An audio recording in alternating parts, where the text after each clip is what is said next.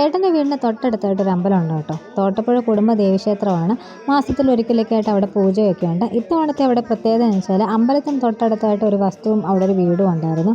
അപ്പോൾ ആ വീട് ആസ്ഥാന മന്ദിരമായിട്ട് അമ്പലത്തിലേക്ക് സമർപ്പിക്കുന്ന ഒരു ചടങ്ങൊക്കെ ആയിരുന്നു. അപ്പോൾ അമ്പലത്തിൽ പൂജയും ഗണപതി ഹോമവും ഒക്കെ ഉണ്ടായിരുന്നു. ആ പൂജകളെല്ലാം കഴിഞ്ഞതിന് ശേഷമാണ് ആ ഒരു വീട് ആ ഒരു മന്ദിരമായിട്ട് അമ്പലത്തിലേക്ക് സമർപ്പിക്കുന്നത്. അപ്പോൾ അവിടെ പാലുകാച്ചലൊക്കെ ഉണ്ടായിരുന്നു.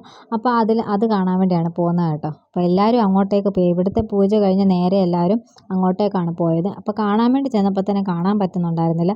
എല്ലാവരും അവിടെ ദേവീ സഹസ്രനാമമൊക്കെ ചൊല്ലി പിന്നെ പ്രാർത്ഥനയൊക്കെ ആയിരുന്നു. എത്തിക്കുത്തിയൊക്കെ ആയിട്ട് ഞാൻ വീഡിയോ എടുക്കുന്നുണ്ടായിരുന്നു. അപ്പോൾ അടുപ്പിൽ തീ കത്തിക്കുന്ന ഒരു ചടങ്ങാണ് കേട്ടോ. അപ്പോൾ തീ നല്ല രീതിയിൽ കത്തുന്നുണ്ട്. അപ്പോൾ കുഞ്ഞ് ഭയങ്കര വഴക്കായിരുന്നു കേട്ടോ. നല്ല ചൂടും ഒക്കെ ആയതുകൊണ്ട് അവൾ എന്നെ ഒരിടത്ത് നിൽക്കാൻ സമ്മതിക്കുന്നുണ്ടായിരുന്നില്ല കേട്ടോ. അമ്പലത്തിൽ നമ്മൾ വഴിപാടൊക്കെ നടത്തി അർച്ചനയും പിന്നെ നെയ്വിളക്കും ഒക്കെ ഉണ്ടായിരുന്നു. അതെല്ലാം കഴിഞ്ഞിട്ടാണ് നമ്മൾ ഇങ്ങോട്ട് വന്നത്.